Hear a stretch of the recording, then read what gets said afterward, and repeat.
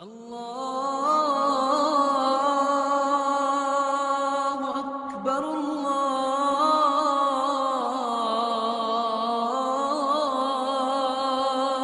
Akbar. Falenderimet dhe lavdrimet i takojnë Allahut xhalla shanuhu, vetëm atë e falenderojmë dhe vetëm prej tij ndihmë, falje dhe udhëzim kërkojmë. Përshëndetjet dhe selamet tona qofshin mbi Muhammedin alayhi salatu wassalam, mbi familjen e tij, mbi shokët e tij dhe mbi gjithë ata që e ndjekin rrugën e tij deri në ditën e gjykimit. Të nderuar vëllezër besimtar, me qenë se jemi në prag të pavarësisë, në këtë hutbë do të flasim për vlerën dhe dashurinë që duhet ta kemi ndaj atë dheut. Ta duash atë dheun është një ndjenjë e pastërt që buron nga thellësia e shpirtit të çdo njeriu. Kjo për shkak se atë dheu është vendi që lindi, u rrit dhe u zhvillu në të njeriu.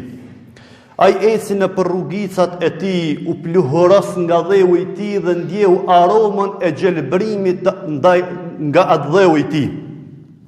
Ajo çka e kompleton njeriu është familja, është gjuha, është kultura, është veshja, e kështu me radhë, dhe të gjitha këto vlera njeriu i gjen vetëse në atë dheun e tij.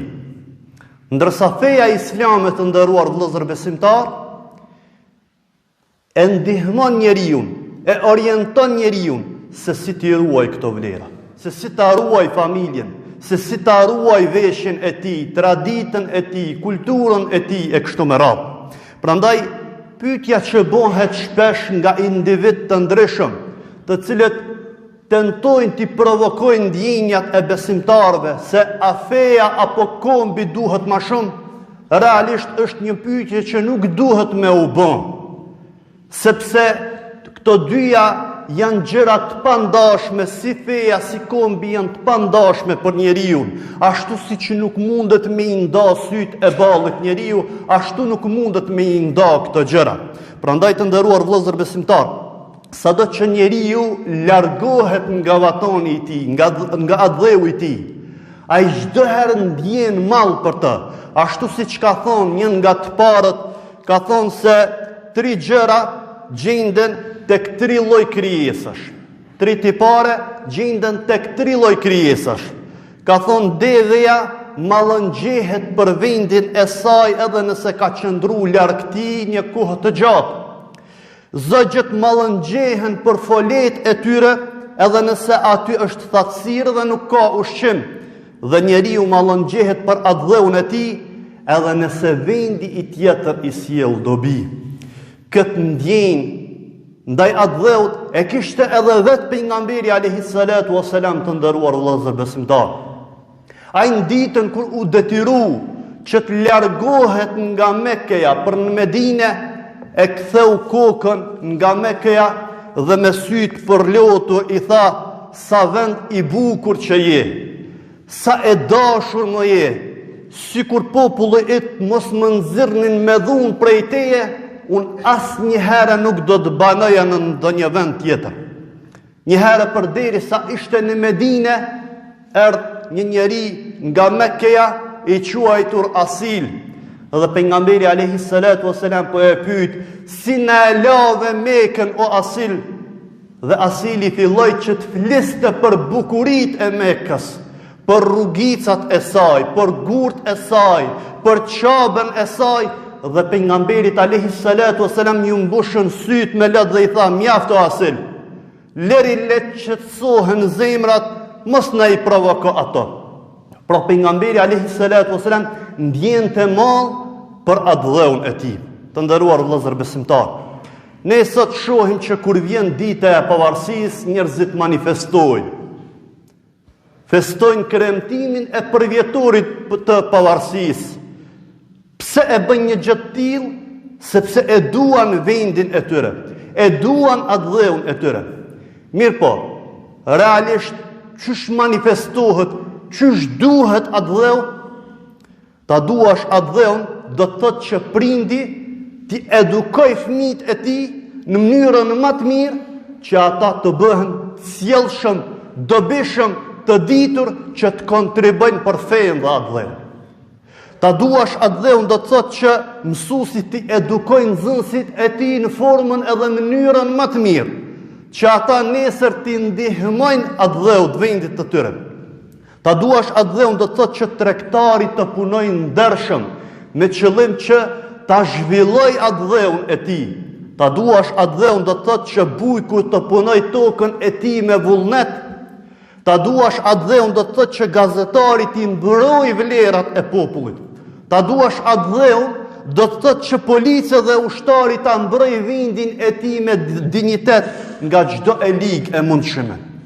A thua vallë, a mund të thuhet që e don atë dheun ai mjek i cili e lë pacientin të vdes veç pse si ka pagu rishvet, veç pse si ka dhon bakshish? A thua vallë, a mundet me e dasht atë dheun ai mësues i cili nuk e ka dert se a përfitojnë nxënësit ose studentët e tyre, mirë po derti i tij është qysh me i ecë paga e tij? A thua vallë, e don atë dheun ai tregtar ose ai biznismen i cili transporton, do thot produkte të prishura, vetëm me qëllim që të përfiton materialisht prej tyre dhe nuk e ka dert se apo e dëmton popullin e tij? A thua vallë, e don atë dheun ai gazetar i cili nuk le moment që nuk përhap antivlera në për mediumet e tij? Po të shfletojmë literaturën islame të nderuar vëllezër besimtar, do të shohim se mbrojtja e atë dheut me pasuri dhe trup konsiderohet një nga shkallët më të larta, një nga gjërat më të larta që mundet me i bo njeriu. Prandaj të nderuar vëllezër besimtar, për këtë arsye sipas mësimeve islame, ata të cilët bien dëshmor, bien shahed duke e mbrojtur vatonin e tyre, ata edhe pse kanë vdekur, ata vazhdojnë që të jenë gjallë. Ja se që thot Zoti i Madhreshëm në Kur'an, "Wala taqulu liman yuqtalu fi sabilillahi amwat, bal ahya'un walakin la tash'urun." E për ata që u vranë në rrugën e Allahut, mos thoni janë të vdekur, jo ata vazhdojnë të jenë të gjallë, edhe pse ju nuk e kuptoni një gjallërinë e tyre. Në anën tjetër të nderuar vëllezër besimtar, po të shfletojmë literaturën islame, do të shohim se ta tradhtosh vendin tënd është nga gjunohet më të mëdha, që Zoti Gjellëshanuhu nuk e don një veprim tillë, dhe një veprim tillë nëse e bën një njeri, nuk do të privohet nga mëshira e Allahut Gjellëshanuhu. Ja se që ka thonë Zoti i Madhreshëm Kur'an, "Inna Allaha la yuhibbul ha'inin", sepse Allahu nuk i don ata që tradhtojnë. Të nderuar vëllezër besimtar, sot falë Zotit ne e gëzojmë lirinë, dhe këtë duke ju falenderuar në radhë të parë krijuesit absolut, Zotit fuqiplot, i cili në Kur'an thot, "Wa ma bikum min ni'matin fa min Allah", çdo dhunti që e keni është nga Allahu.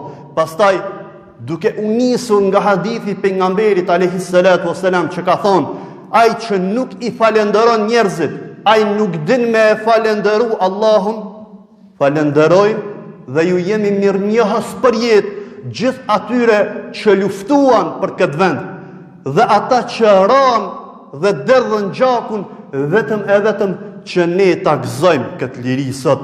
E lusmi Zotin e Madhreshëm që ta bëj vendin ton vend të sigurisë, vend të paqes dhe vend të harmonisë, që ta dojmë gjithmonë vendin ton, atë dheun ton, dhe mënyra më e mirë që mundet me e shfaq njeriu se e don vendin e tij është kur kontribon për vendin e tij. Ya ayyuhan nasu inna khalaqnakum min dhakarin wa untha inna khalaqnakum min dhakarin wa untha wa ja'alnakum shu'uban وقبائل تعلمون